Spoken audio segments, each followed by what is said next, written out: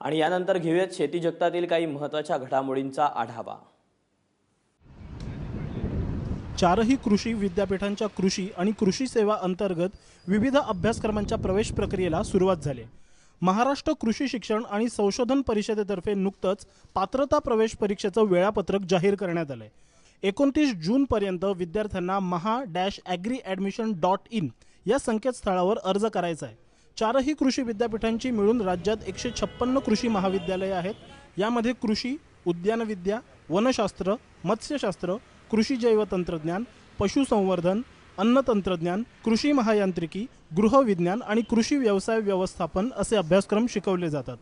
या सर्व अभ्यासक्रमांची मिळून 14,847 एवढी प्रवेश क्षमता आहे।